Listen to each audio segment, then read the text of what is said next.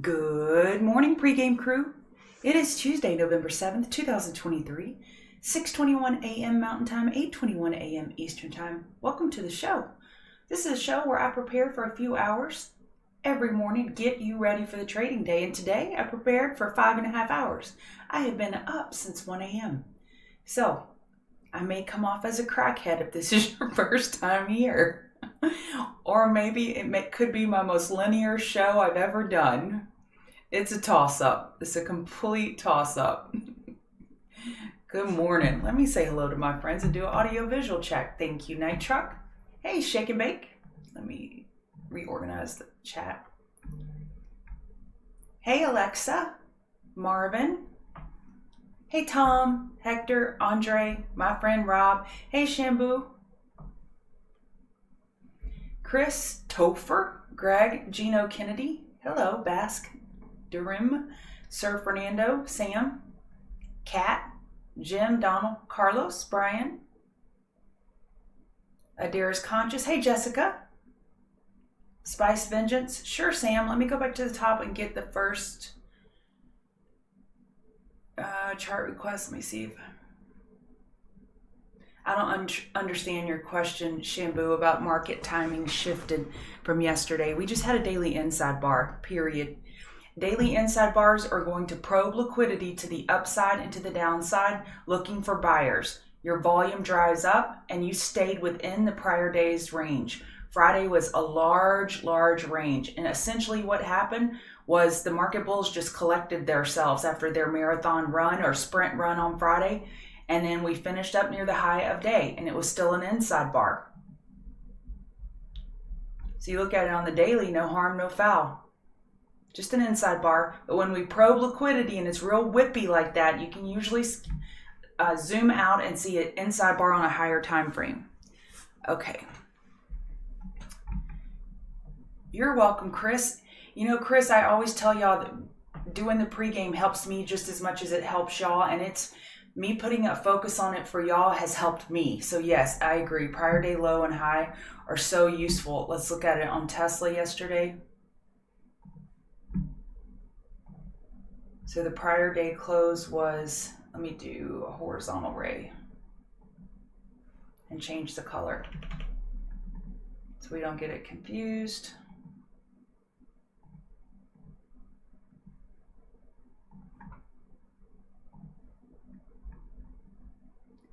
Look how many times Tesla kept touching it, crossing back over it. Just really playing kabaddi is what I like to call it, but just going up and over the prior day close. So yes, they can really act as a strong support or resistance. And same thing with the prior day high acted as resistance. So yeah, Tesla was beautiful yesterday if you played it. Okay. I can look at Square. 1 second. Sorry for the slurping. The coffee is just really good this morning. We had some automated buying at the end of the day, meaning it was just straight up buying, not even losing the 2-minute 8 EMA straight up. Let's look at it on the daily and get our bearings. We're over the daily 50 EMA. We have a daily higher high. Weekly, we have a higher high. Monthly, they got a lot of work to do. But now you're looking for a pullback, and you've got some major gaps below that the bears will attempt to tackle. We'll see how far they get.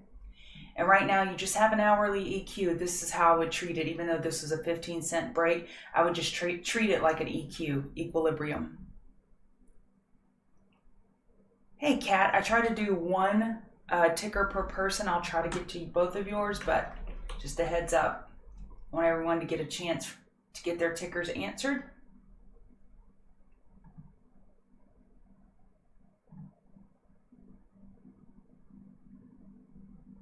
Daily bear break, weekly bear break, monthly's okay. Yeah, so Friday, PANW didn't get the memo that they were running the market. So that's a that's a bearish divergence. We're coming in a little hot here. So just know that. Market's pulling back a little bit. Let's go look at the economic calendar for today. We have Goolsby just spoke. We have exports in 4 minutes, but those are 2-star events. We have lots of Fed speak today, tons of it, but no 3-star data, just so you're aware. So PANW is weak. Caterpillar had earnings. They were oversold going into earnings. I was looking for a pop. We got a pop right into the daily 200 MA and we're pulling back. We have enough room for a daily high or low. If you're looking for a long, you could look for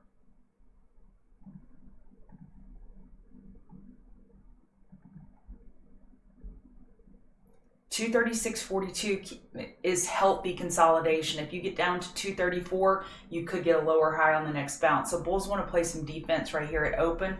But I will tell you, XLI,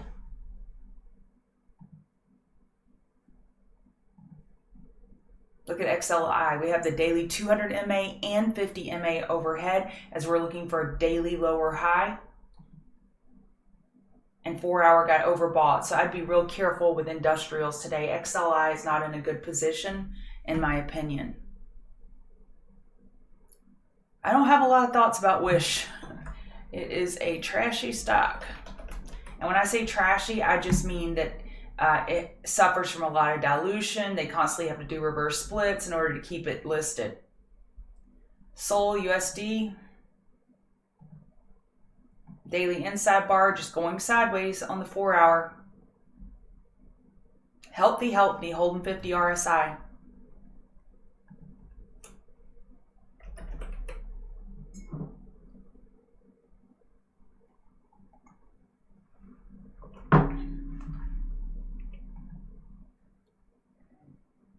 Have they had earnings yet this morning? That's what it shows that they should have. But look at these S's. Do you see these S's? Those are splits. They've had to do splits to keep from getting delisted. When you have a chart that looks like a ski slope, mega dilution. They have had to raise capital over and over and over and over. And then you have these pumpers on Twitter that like to pump these up and then they try to hand off their bags to newer traders. So just please be careful with this name. This is trash. Will it bounce? Sure, it'll get bounces, but just why hook up with trash? Well, I guess I was pretty clear on that one. EMPH.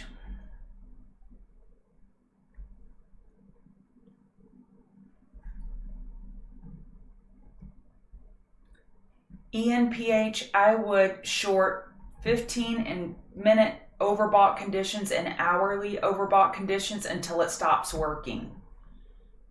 Worked. You better worked.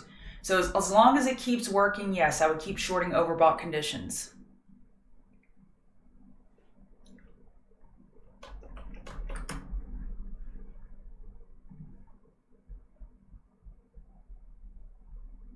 Daily high or low on watch relative to 50 cents.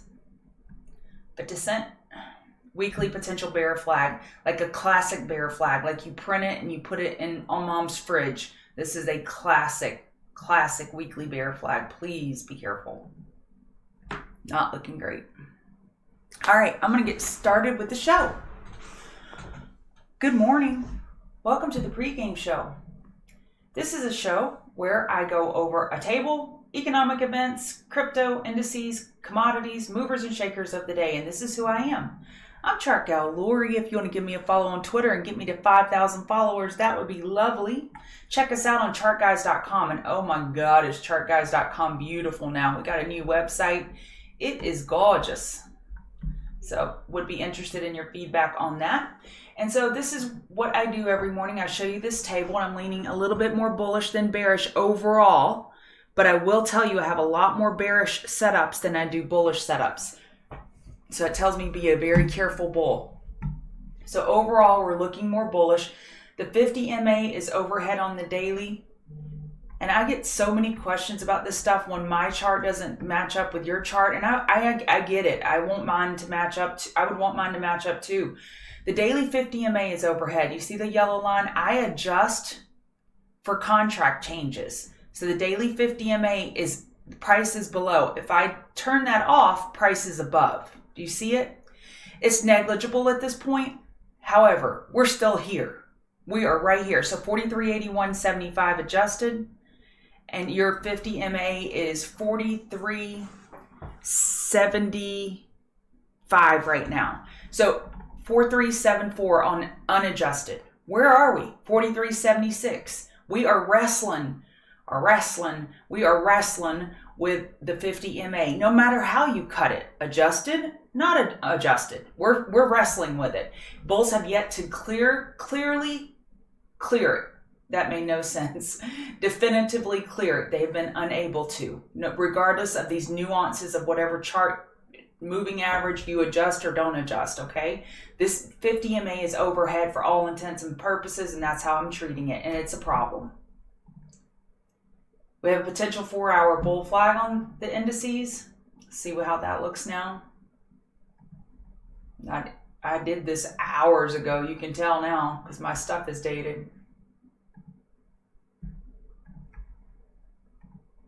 Yeah, potential 12-hour bull flag on ES on NASDAQ. However, not on RTY. It's pulled back more than the others. And YM is super healthy potential 12-hour bull flags.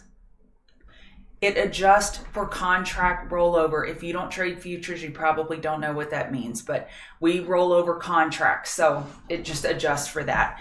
Because you want one continuous contract. I don't want chop between December and March contract. So it's something for future traders that they understand. Sorry if I didn't explain that well. Back to ES. Hourly, we have a squeeze going on, and on NASDAQ, look at this high compression squeeze on NASDAQ. I have bearish setups out the yin yang on non-technology names. Well, I guess one is related, a couple maybe related to technology, but for the most part, I have short setups on non-technology names. Technology is still set up well for another leg higher. They cooled off RSI on the hourly chart. 4-hour does have a head and shoulders. Y'all see that? And yes, I use RSI patterns for additional context. Do I base a trade just solely on RSI patterns? Heck no. No. But I do let it give me additional context. So we do have a pretty big squeeze on NASDAQ, and we go look at the US 10-year. What is that? It's a classic daily bear flag. ES, classic daily bull flag. US 10-year, classic daily bear flag. That is good for the markets if this bear flag would resolve to the downside on the US 10-year.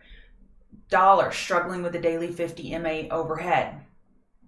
This has a pretty clear trend line. I drew it on the 4-hour. It's pretty clear. I'm watching this to see if it breaks. That could be a pullback on the market. So basically, my setups are more bearish than the market. So I'm just going to pump the brakes at open and wait for the setups to come to me. And if they don't, they don't.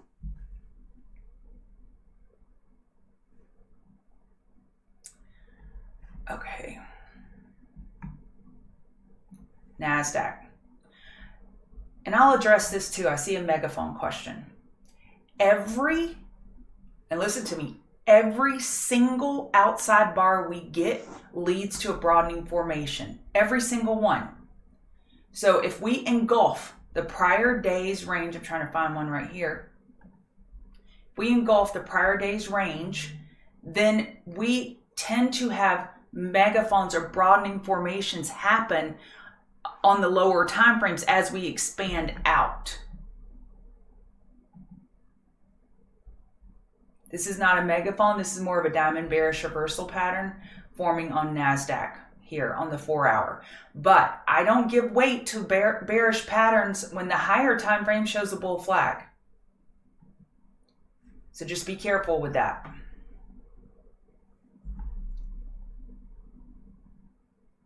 I want to draw y'all an outside bar, but I don't want to spend too much time on it. Let me try to do this real quickly.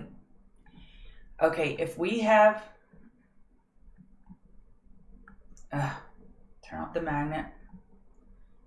If we have a candle here and a tiny candle here, and we totally engulf the prior candle, and let's say we even get another one. Another outside bar. What is that going to create? A perfect megaphone. Outside bars create broadening formations because you get higher highs without follow through, lower lows without follow through. And the more that you stack them, the more defined your megaphone becomes. So just, I find that a lot of people assign megaphone to a lot of patterns when it's not helpful. I told y'all about a month ago, if assigning the pattern doesn't help you with the trade, then why even do it? Sorry, man, I got a tickle in my throat. And then why even do it if it's not helping you give you an edge? ES Daily 50 MA. We're not over it as far as I'm concerned because I adjust. If you don't adjust, you're over it. Either way, has it given you an edge? No, because I'm not shorting a bull flag. So why do I care? So you got to, when you're asking questions and going down rabbit holes, define it. Is this a rabbit hole, or when you get the answer, will this clearly give you an edge or not? Market's bouncing nicely right now. So not sorry about the soapbox. I told y'all I was up early this morning. RTY. We're hanging out by yesterday's low right here. 1735.40, we've already broken it. It could be a little daily bull flag. Odds don't favor it with this type of weakness in pre-market. So what does this tell us right now? If RTY is weak going into market open, market internals are going to be noisy. So you may have SPY going up, QQQ going up, and your internal still bearish. Because you have 2,000 names in this one. And we have much fewer names in S&P. We have 500. In NASDAQ, we have 100, I believe. In Dow, we have 30. So Russell, when it's having a trend day up or down, it can make market internals noisy. So just remember that. Dow's holding up fine. No big issues here.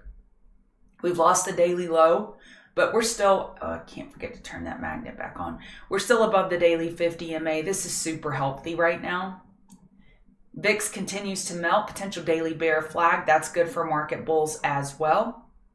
Hang Seng was down 1.65. DAX is still red. Well, for you, Rob, let's do it right here. All right, so Rob wants me to go over the rules for a bull flag. So let's go over them real quick and see if I can remember them quickly. You have an extended price action pole, meaning you have extension. You must have extension. You can't just have a little blip on price. You have on the retrace 0.382, so no more than 38% retrace, no more, or then you're looking at EQ, not a bull flag. And let's just label this bull flag. So, and we do the inverse for bear flags, bull flags, okay? We want EMAs, and name it EMA. I don't care. 12, 26, 8, 21, 4, 3, 2, 1. I don't care. Just EMAs need to be below price.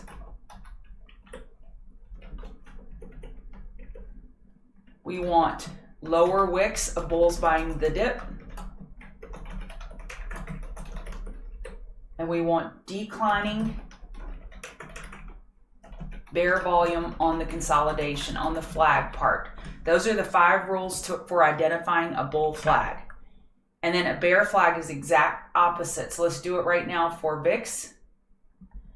Anything below 1760 keeps a daily bear flag in play. And man, this is so bullish for the market for VIX to be this week.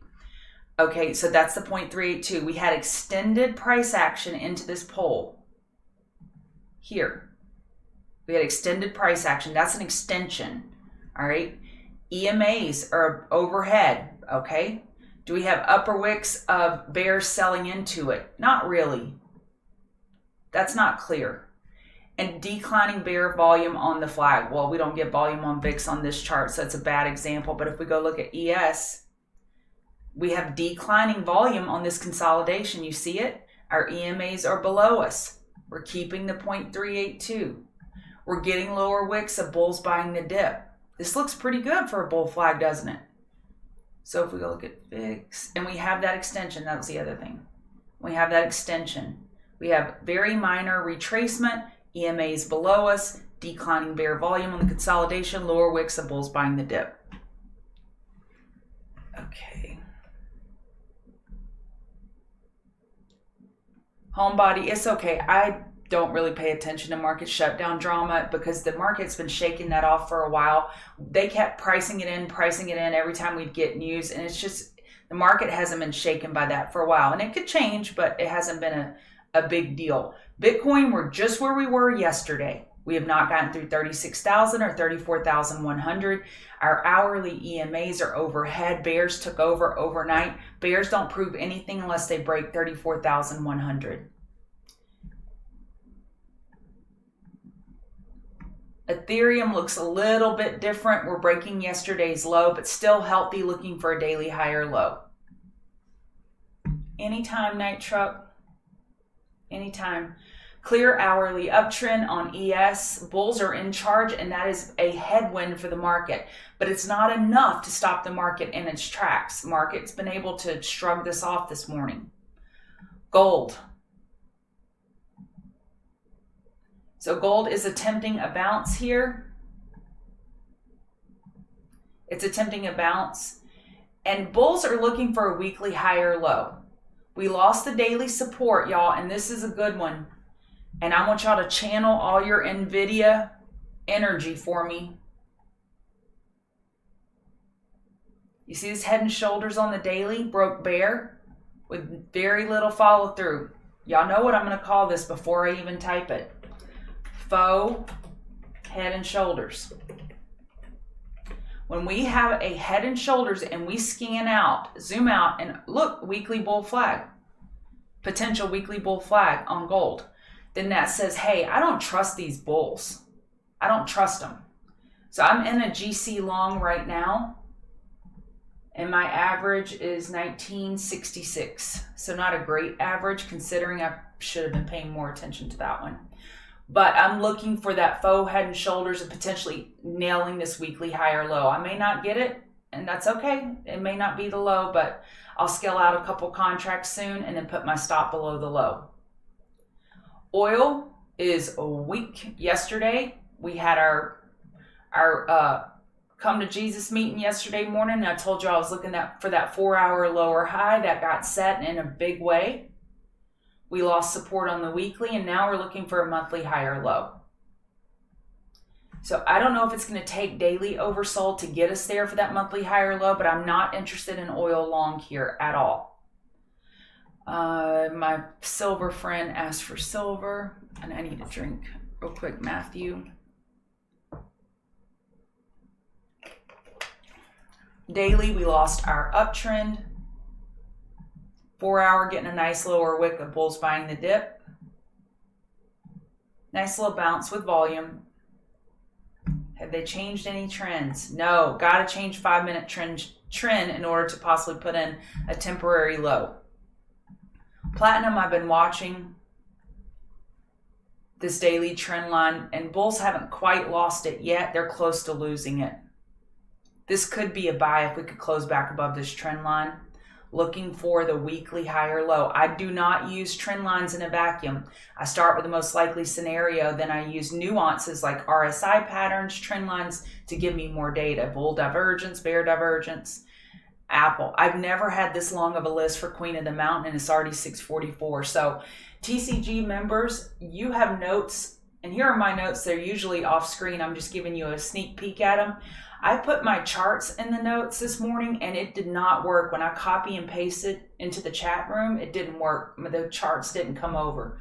Come on over, baby. It did not come over. So I have my notes in chat. I've already put them there. Right here. Here's my setups. Adobe, I like for a daily lower high. 8 Home Depot, weekly lower high. So all of these are short except for save.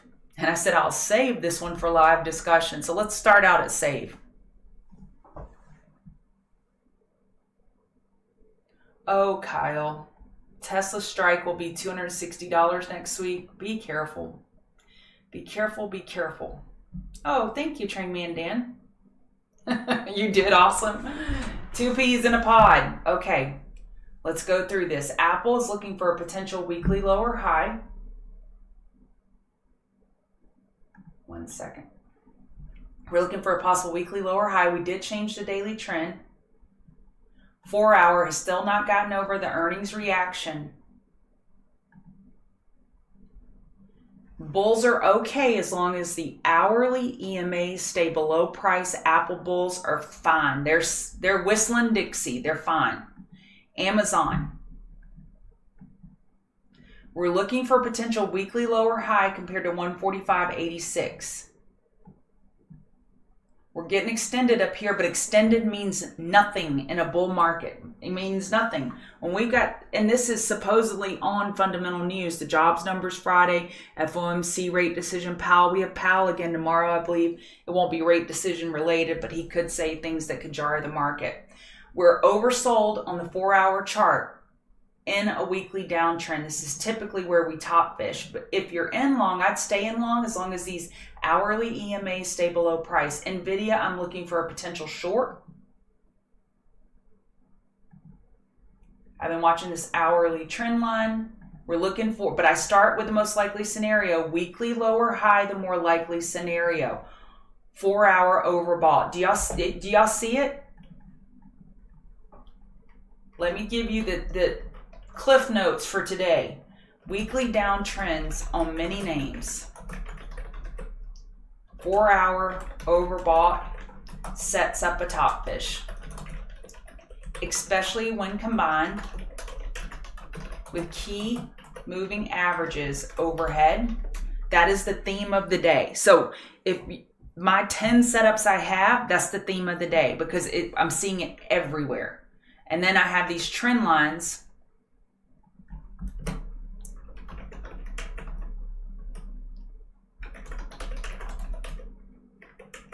Synthetic support, provide synthetic support. And when that support gives way, that can be a signal for a short. So on NVIDIA, I don't have a short right now. I'm waiting for one, looking for the weekly lower high. I will not rush it. I will not force it. And the word came to me today, carefully curated list.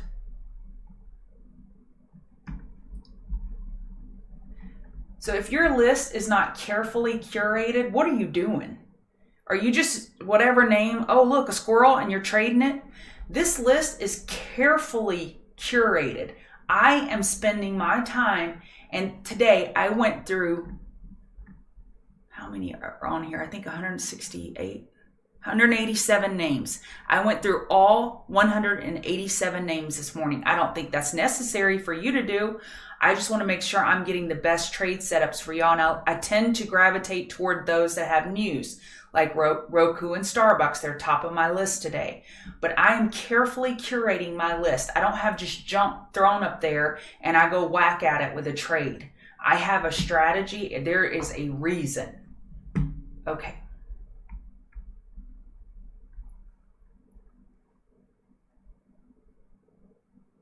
Kyle, yep. Well, I hope it works out for you, Kyle.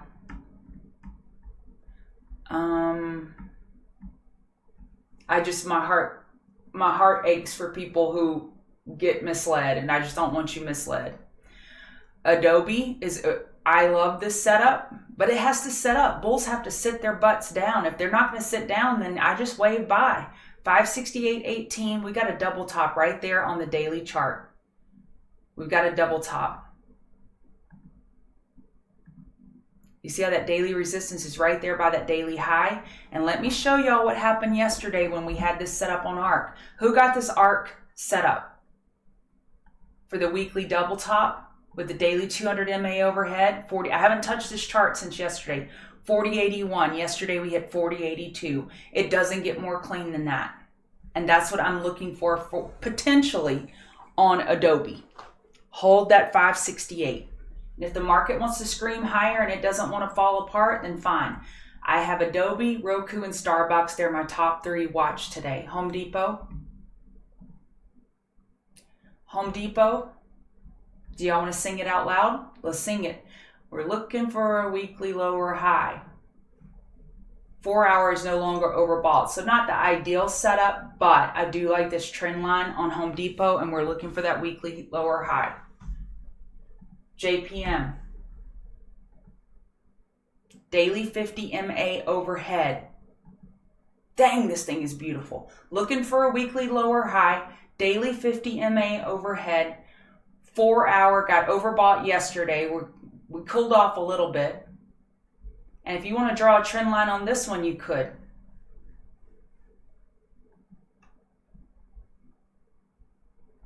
Hey Kyle, I do both. I do options trading more so than regular. Well, it's kind of half and half.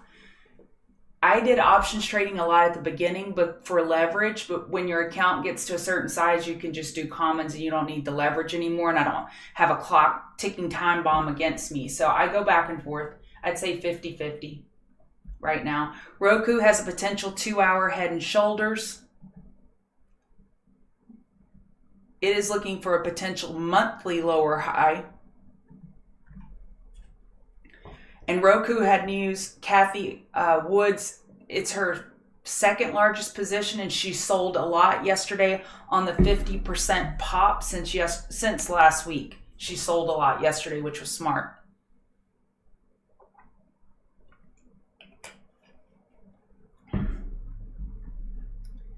Y'all hit that like button. I really put in the work today. Save. So I know a lot of you have heard me say AAL, American Airlines. I like that chart for dumpster diving into the end of year. Well, Spirit Airlines has a deal on the table for JetBlue to buy them, is my understanding. And there is a lawsuit. And because of that lawsuit, they dumped in earnings and they've just been really getting beat up. I am looking to buy leaps on save, meaning I'm looking to buy February calls possibly on save or just commons. I may just do commons and not have to worry about the decay. For a potential trade, looking for the lawsuit to potentially go through or a dead cat bounce and or tax loss harvesting bounce. So I'll be watching this one. It's on my radar. And it's a speculative trade. And so what I do is, let's say my profits, or let's just pick a round number, $5,000 for the last 2 weeks. Then I may say I will risk $500 on this trade idea. I risk a portion of profits, but only if I have the profits to risk. But I like this idea. Starbucks, they are paying their people more and giving them more vacation. Monthly double top with 103.91, 104.09. Monthly double top. And then on the hourly, we have a rising wedge. I like this for a top fish setup against yesterday's high. If this is indeed a rising wedge, what could happen? And you got to sequence this out in your head, because it can be kind of a mind, you know what? What could happen here is we could get another higher high without follow through, then come down. So would you be willing to short another higher high? I wouldn't if it's too far over. Come on. If it's too far over 103.91, because then I don't have any clear resistance. Let me see if I have any over here. Well, I do at 104.86, a prior resistance. So I'm looking for a Starbucks pullback. SMH.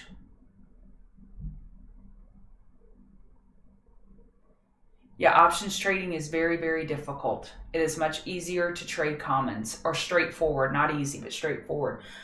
SMH is looking for a weekly lower high. We have a clear trend line.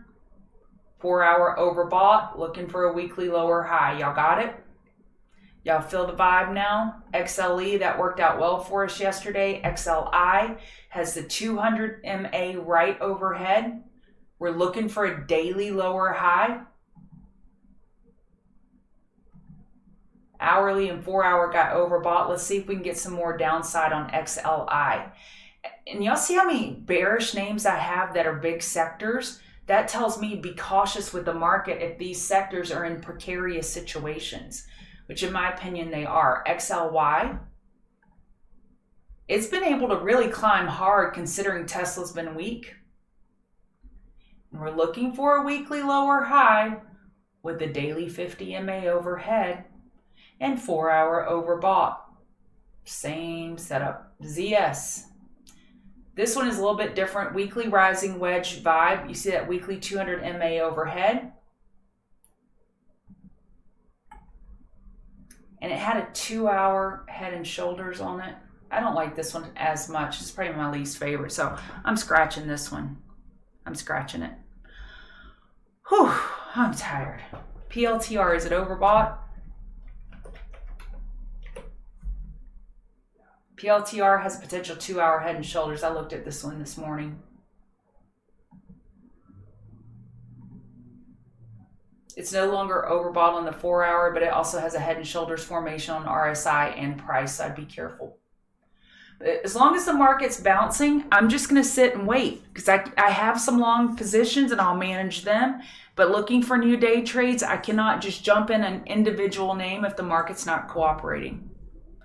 All right, I'm going to wrap it up. My throat is hurting again. I got to build up my stamina. All right, y'all have a wonderful day, and y'all use stop losses. Hit that like button, please. Thank you.